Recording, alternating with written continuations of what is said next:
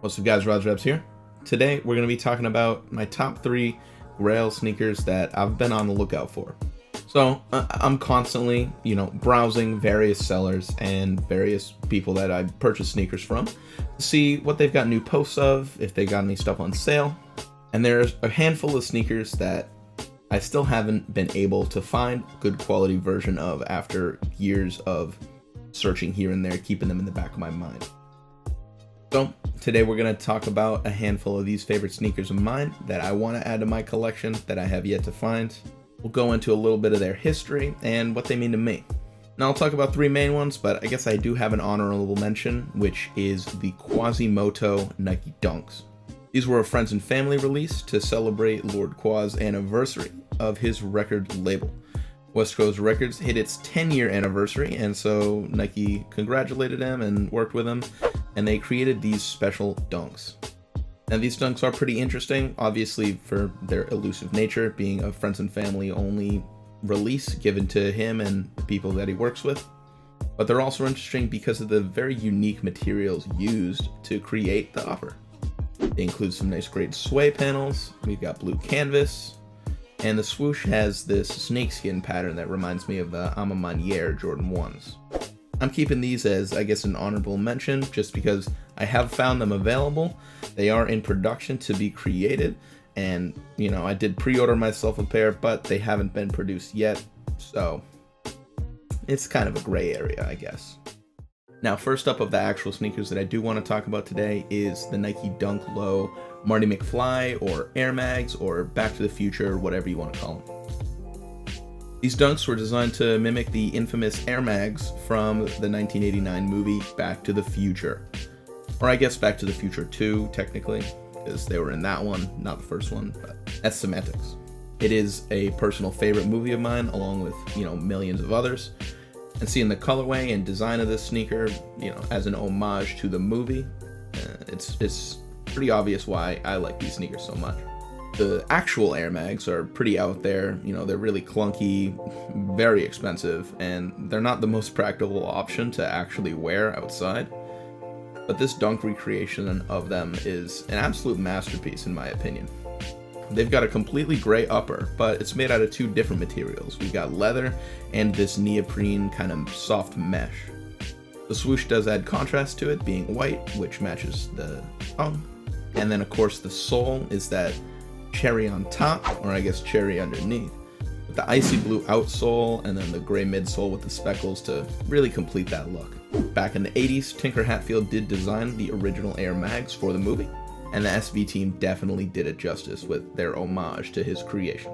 Nike's SB team definitely gets creative when it comes to colorways and collaborations and homages to pieces of pop culture, and they definitely didn't disappoint with these McFly dunks. Second up is a more modern release from New Balance, the 990 V2, in collaboration with Salehi Bembury, which is named Sand Be the Time. Salehi has a long career of designing footwear in the fashion industry, with Versace starting out, and then with Kanye on the 350 and 750 sneakers. In recent years, Salehi has brought it upon himself to work on his own and collaborate with brands and create designs on his own. Most people probably know him from his infamous Crocs, which are an absolute masterpiece in weirdness. Although those are undoubtedly his most popular design, he's also done a whole bunch of other collaborations with Vans, Brand Black, Anta, Clarks, and of course, New Balance. The 2002 Rs are pretty cool with, the design scheme that goes behind them with the mesh and the suede, etc. But I really think these 990 V2s perfect it and really bring it to the peak it could have always been at. I absolutely love the hairy suede that makes up most of the upper, which is this washed out pink color. There's also a washed out orange to contrast, which is spaced out on the mesh, which is on the toe and a little around the ankle, and then the sole also matches that color.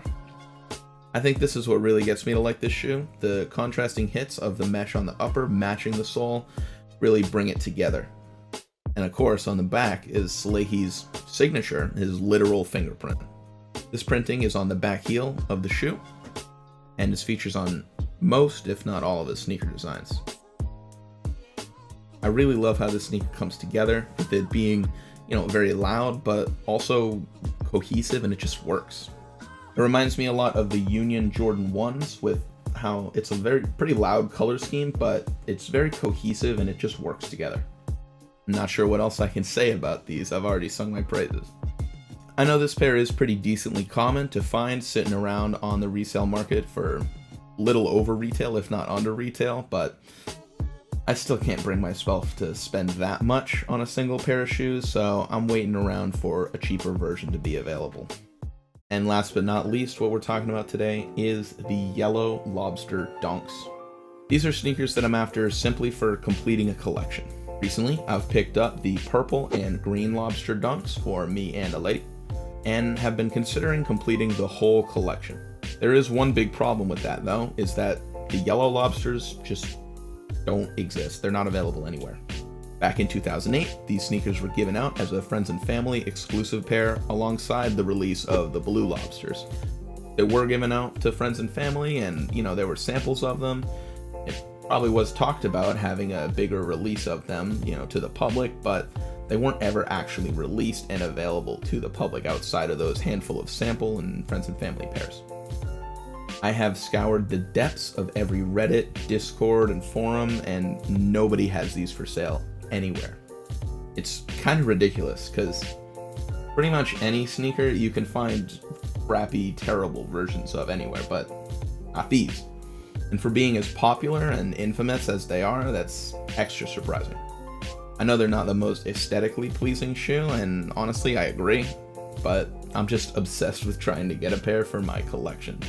Of course, like I said, I have the green and purple pairs for me and the lady, and I could just as easily get the other colors that are available, being the red and blue, which were the original ones back in the early thousands, and the orange ones that were recently released, alongside the white friends and family release. That one is pretty commonly available. If I'm being honest, that's even more popular than the orange ones that just released for retail. But the yellows still elude. It's only the elusive yellow lobsters that stop me from collecting the whole lot. If any of you guys do know where it would be possible to get my hands on a pair of yellow lobsters, whether they be terrible or good quality, please leave a comment, because I really do want to know. If you guys have any Grail sneakers that you're trying to get your hands on that you can't find anywhere, please let me know in the comments. I love chatting with you guys, and I'd love to hear your opinions on my Grails and what you guys are after too. It genuinely is the best part of making videos, is seeing your guys' comments and responding to you. Anyways, adios.